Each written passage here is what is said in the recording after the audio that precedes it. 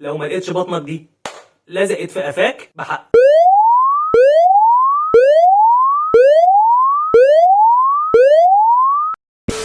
انت عارف ان اللي عندك ده مش كرش؟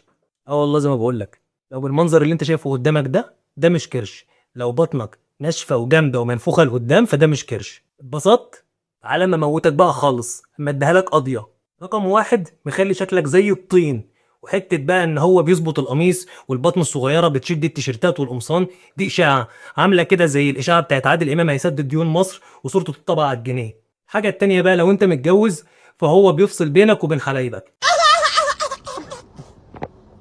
بس انا عندي خبر حلو ليك، احنا نعرف نضيعه. عضلات البطن تتقسم لاربع حاجات: رقم واحد الريكتوس ابدومينس، رقم اتنين الاكسترنال اوبليكس، رقم تلاتة الانترنال اوبليكس، ورقم اربعة دي بقى بتاعتنا احنا واللي موضوعنا عنها النهارده، الترانسفيرز ابدومينس او العضله المستعرضه البطنيه. ببساطه كده هي عباره عن ايه؟ عارف انت حزام البطن اللي بتلبسه عشان يخبي لك بطنك ويشدها لك لجوه ومفكر ان هو بيخسسك وهو مش هيخسسك؟ هي نفس النظام، بس دي طبيعيه موجوده في جسمك. كل اللي حصل فيها ان حصل فيها ارتخاء، فهي مهروله مرميه لقدام، فمخليها عضلات بطنك مرميه لقدام. وظيفتها بقى ان هي بتضغط محتويات البطن بتاعتك وبتثبت العمود الفقري، فلما هي تكون ضعيفه بتخلي ان البطن مرميه لقدام. ودي علاجها سهل جدا، تمرينين اتنين. اول تمرين فيهم هنعمله مع بعض. انت عارف جلسه العلاج النفسي اللي بتعملها لنفسك كل يوم اول ما تصحى وانت بتلبس هدومك قدام المرايه قبل ما تنزل تتعامل مع الناس في الشغل؟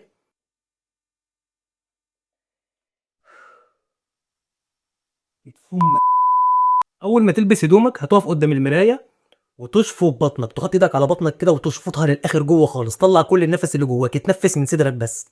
تقعد كده 30 ثانيه، اربع مرات، خد راحه ما بين كل مره والتانيه 30 ثانيه، يعني 4 دقايق معاك.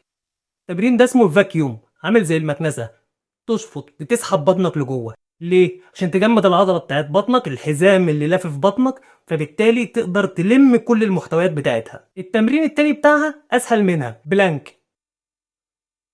ابدأ ب 15 ثانية بس 3 مرات، وبعد كده واحدة واحدة يبقى زود عدد الثواني بتاعتك. اتفرج على نفسك في خلال اسبوع، لو ما لقيتش بطنك دي لزقت في قفاك بحق. سلام.